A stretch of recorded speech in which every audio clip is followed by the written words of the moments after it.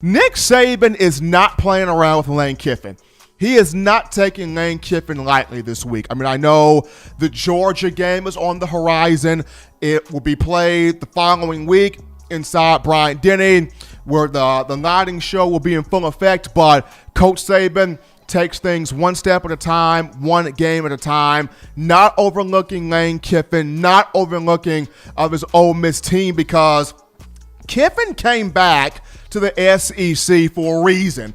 Kiffin knows this. Coach Saban knows this. And the reason why Kiffin returned was not to run a lemonade stand. Kiffin did not come back for a lemonade stand. He came back because he wants a shot at taking out Coach Saban. He wants a shot at handing Coach Saban his first loss in terms of the six-time national champion facing his former assistants. I mean, Kiffin has been throwing some slight, subtle jabs, all week at Coach Saban. So we all know the reason for him returning to the conference. But on top of this, Saban knows the offensive tactician or the offensive surgeon that is Kiffin, in a sense of Kiffin's the type of coach that will isolate your weakness, and he'll pick at it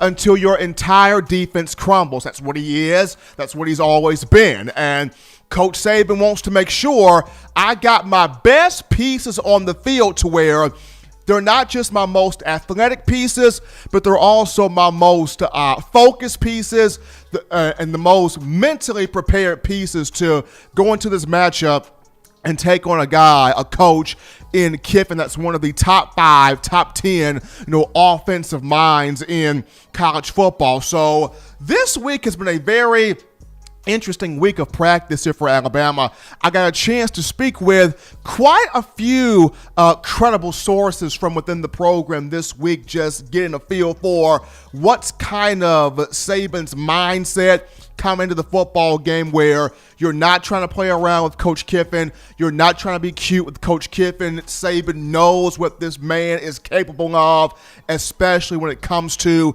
getting playmakers on the edge, getting the ball into the hands of playmakers, taking away the angle from defenses in terms of players trying to tackle offensive guys for Ole Miss. Kiffin does a lot of things. He does a lot of things. So in getting kind of a feel for what Saban's mindset this week, I was told just a few little update type things. So we'll start with this. Going to the secondary first. Brian Branch, Alabama 4-star safety, Brian Branch, true freshman out of Tyrone, Georgia, went to Sandy Creek High School.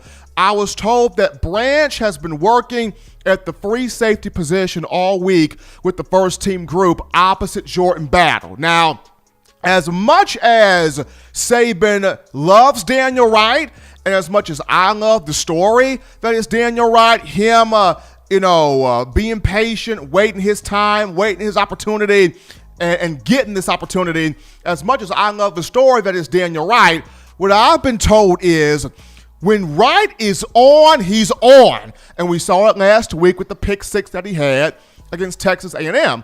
But at the same time, when Wright is off, he has a tendency to be inconsistent in terms of wrapping up and making tackles, and there are times where he gets lost in coverage a little bit, and that kind of frustrates Coach Saban, because in a matchup where you're facing a guy like Kiffin that can take the smallest weakness and attack it and really cause your defense to struggle, Saban's not trying to take any chances here. So Brian Branch has been working at that safety spot, free safety spot opposite Jordan Battle in practice this week. I was told, don't be surprised if Brian Branch gets the start at that spot. Now, this is not hearsay. This is not mumbo jumbo. I was told, hey, don't be surprised. It can very well happen. Don't be surprised if Brian Branch starts opposite Jordan Battle in this matchup against Ole Miss.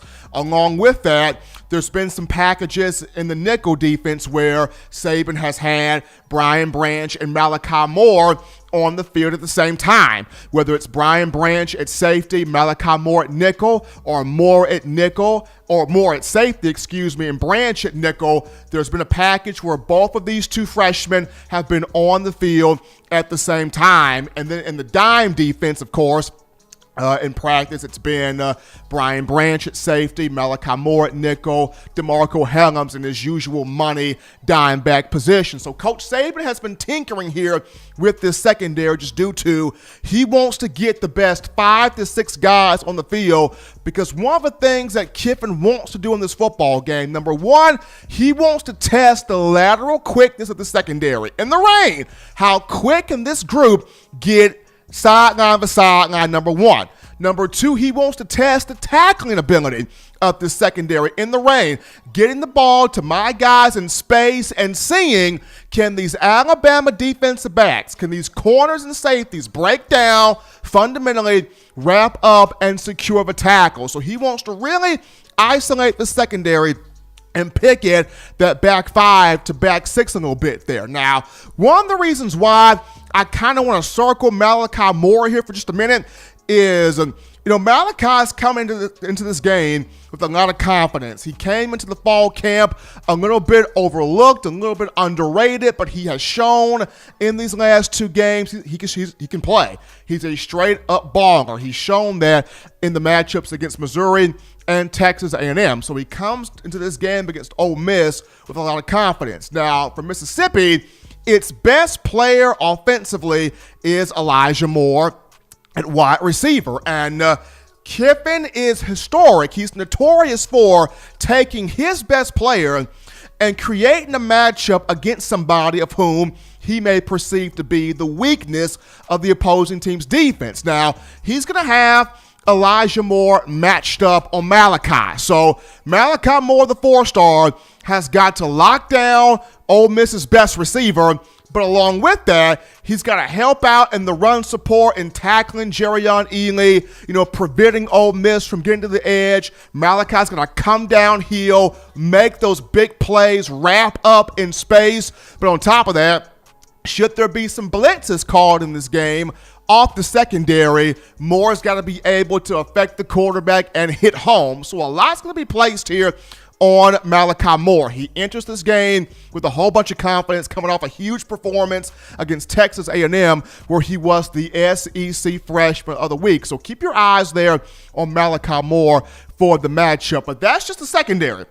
That's merely the secondary that Saban's been tinkering with here in practice. If you look at the defensive line, I was told Alabama will rotate 4 defensive tackles in this game to put pressure on the pocket, whether it's Matt Corral at quarterback or whether we could see a little bit of John Rice Plumlee at the quarterback position for Ole Miss. So the 4 defensive tackles, DJ Dale, Phidarian Mathis, Christian Barmore, and Byron Young. All 4 of these players will be rotated. Dale, Byron Young, Christian Barmore, and Phidarian Mathis. Now, Byron Young is a native of Mississippi.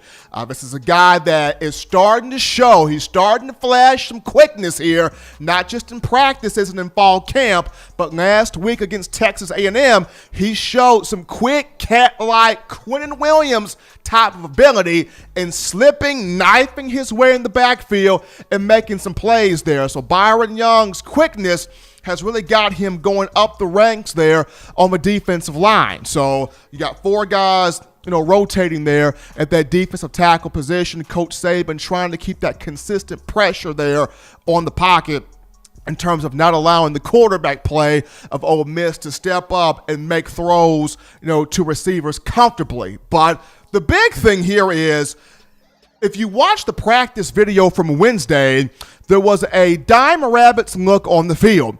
And the Dime Rabbits look was LeBron Ray, Christian Barmore, Will Anderson, and a 4th guy. That 4th guy was Drew Sanders. So you got Barmore, LeBron Ray, Will Anderson, and Drew Sanders. And the reason why this is the Dime Rabbits look is it's for Matt Corral in terms of keeping him, affecting him in the pocket in terms of his passing. He can also run as well. But I feel like this Dime Rabbits look is more so geared toward John Rice Plumlee. And the reason why, Plumlee is a straight-up dynamic athlete. This dude can run. He burned Alabama last year in this game. Despite the tie getting a 59-31 win, Plumlee 250 total yards offensively, had 3 touchdowns, was getting up and down the field. He's got sub 4.5 40 speed. Coach Saban talked about it. This is a guy we have to be aware of every time he is on the field because he's a game changer. He's a game breaker on the offensive side of the ball for Ole Miss. So while the Dime Rabbits package is looked at for Matt Corral, it's more so to me looked at in terms of John Rice Plumlee. But Nick Saban has been tinkering with this defense all week, trying to get the best group on the field because he's not trying to play around with Lane Kiffin on Saturday, Vaught-Hemingway Stadium in Oxford, Mississippi. But we take our first break here on the show. Don't touch that dial. We're just getting started on a Friday. Upon our return, we entertain your phone calls, your thoughts, your tweets, your ideas, your concerns, your super chats right after this.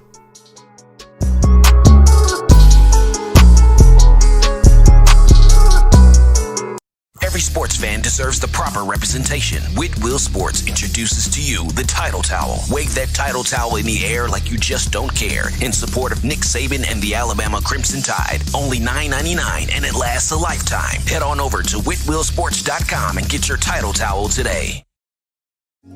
Remember the taste of Grandma's delicious sweets? Emily's Heirloom Pound Cakes brings back those precious memories with just one bite. Each cake made from scratch. They make the perfect dessert to share with family and friends for any occasion, and ordering is easy. Visit emily'sheirloompoundcakes.com. Click the online store and shop. Then pick up your fresh cake at the kitchen in downtown Homewood. Order yours online at emily'sheirloompoundcakes.com. Emily's Heirloom Pound Cakes, making memories from scratch. Thank you for watching Touchdown Alabama Magazine's YouTube channel. To continue to get the best in Alabama football content, subscribe here and turn on your notifications to stay connected with the hottest shows covering your Crimson Tide.